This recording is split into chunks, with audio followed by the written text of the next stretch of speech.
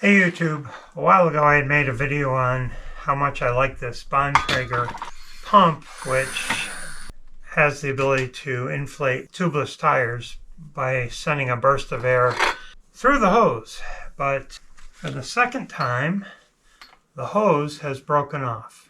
So the first time, the pump was falling over and I went and grabbed it by the hose and it broke right off. And I thought, well, that's my fault. This time, I have no idea what happened. It was in my van.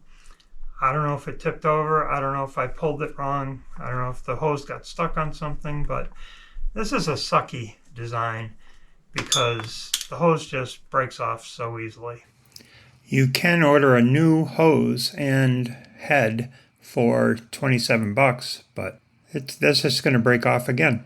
So why bother? Now, for comparison regarding longevity, I've had this pump for probably 10 or 15 years. It's a Giant Control Tower Pro. And this hose has never broken off the pump. I can pull on it, nothing happens. And it's crazy that Bontrager made such a shitty pump. This pump unfortunately doesn't have the ability to let a large blast of air through to inflate your tires. So I can no longer recommend this pump, and I'm going to take down my video recommending it and put it at the end of this video so you can see what it does, but I definitely would not buy the Bontrager pump.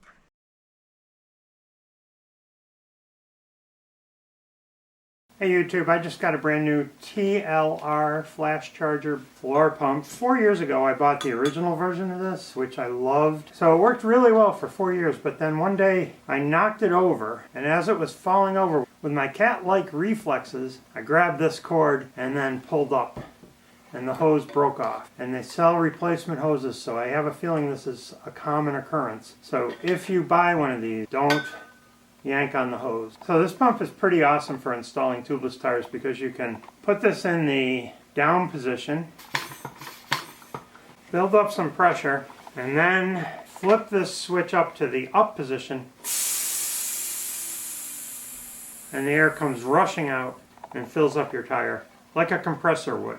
The other thing that's great about this new pump is it comes with a digital pressure gauge, which is great because I run 27.5 by 2.8 tires on 40 mil wide rims, and I can get away with about 12.5 pounds of pressure. In order to do that accurately, I would need to inflate my tires with the other pump, which had an analog gauge, which you couldn't really tell where 12.5 was. And then I would have to read the actual pressure with this gauge. So now I can read the actual pressure with the gauge on top of this pump, which is fabulous. A couple other nice features of this pump are in this handle here, pull out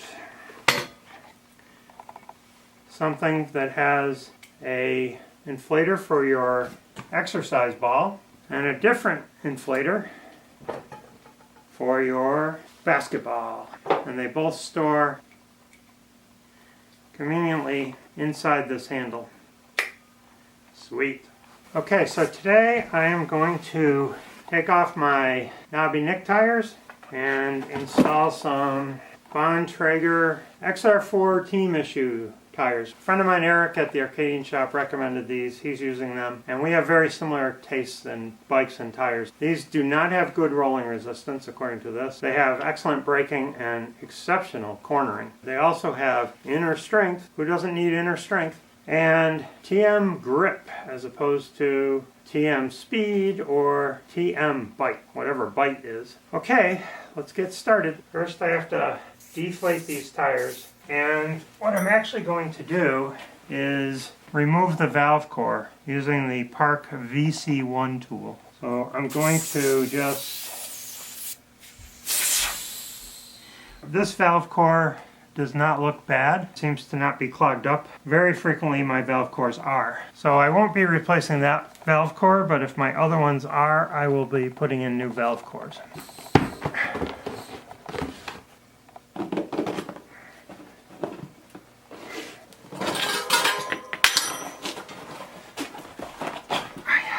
Okay, I'm going to put the new tire on. This is the front wheel. It says direction this way.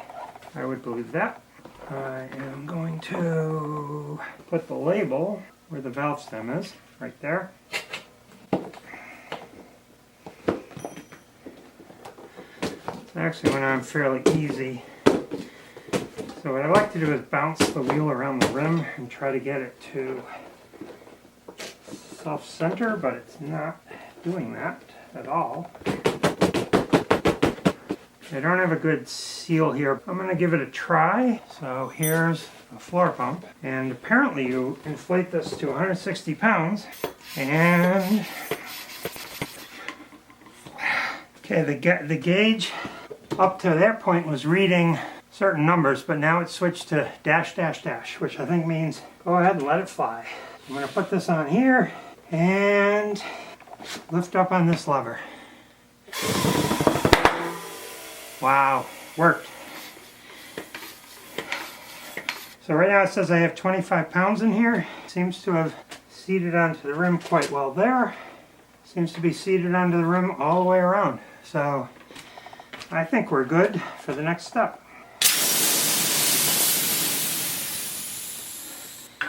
I could have put the liquid, the Stan's liquid in first, but a lot of times this doesn't work, especially with a brand new tire. A lot of times these new tires just won't seal, but this one did. The next step is to take some Stan's no tubes liquid, put it in this little dispenser, and inject that into the valve stem. So first you gotta shake this up. So you're supposed to put one bottle in, but on brand new tires I like to put 2 bottles in. So I'm going to put this in that valve stem. What I like to do is start with the valve stem here and then rotate around and start putting the liquid in. So there's 1 bottle of liquid. That's the second bottle. Now I'm going to put the valve core back in and use that end. And you get that as tight as you can. And you undo the little nipple there. Reattach the hose. And by the way, this is Presta or Schrader. You don't need to flip anything around. You can just push it on either. And it works great. Hit the release button. I have almost no pressure. So like I said, I would normally inflate these to 12.5 pounds, but when you're first setting up something tubeless, it tends to lose air initially until you go for a ride or two. So I'm going to inflate these to about 30 pounds and leave them overnight. So there was 30 pounds, now it's 29.1, 29.2, maybe dropping because there's probably leakage going on. So I'm going to shut that off, remove this, close the valve stem, and what I like to do is take the tire and rotate that liquid all around on both sides. So that's that. I would spin the tire around, especially in the bike. Boy, my hubs feel terrible. They need some work. Oof, that is gritty. I would put these on the bike, but my bike is actually at the shop getting my Fox shock service, so I cannot put these on the bike and spin them at a high speed. But that seemed to go on very well. Let's put the second one on. Okay, I don't know if you can see this in the video, but can you see how wet this is? That is Stan's liquid leaking through the sidewall. And that's why this one has been leaking so much air and why I want to replace it. In addition, the knobs are worn down quite a bit. And by the way, the knobs on these 2 tires look very similar to me. I mean, these are a lot bigger and sharper at the moment, but the side knobs on this tire are definitely bigger than these were. The center has a very similar kind of pattern, and there's a similar amount of spacing to grab onto roots and things, so I think this tire is going to be great. The Bontrager Team Issue XR4. This valve stem also seems to be pretty clean. I love these 40mm wide DT Swiss rims. I got some WTB rims that I just could not get the tires off of, which was awful. These are a pleasure. These are DT Swiss M1700s. Okay, we'll put this tire on. Okay, we got it on. And the reason I removed the valve core is it gives a much bigger hole for the air to fly in. Okay, There's 160 pounds. Bead looks terrible, but let's give it a shot. Worked. Can't believe it.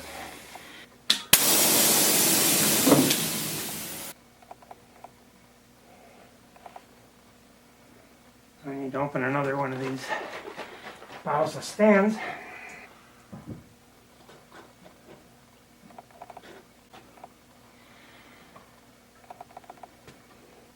I'll put the valve stem back in and reinflate.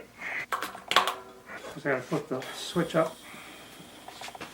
Right now we have 3.6 pounds. Okay. There we go. Again, I would rotate the liquid around on the inside, both sides, and I would do this for quite a while, maybe even set it on top of a garbage can, let it sit. But I actually have to get these wheels back to the Arcadian shop who is doing my bike maintenance. Now this hub feels perfectly smooth, which is amazing. My front hub felt like terrible. I have to have the Arcadian shop replace my front bearings, I guess.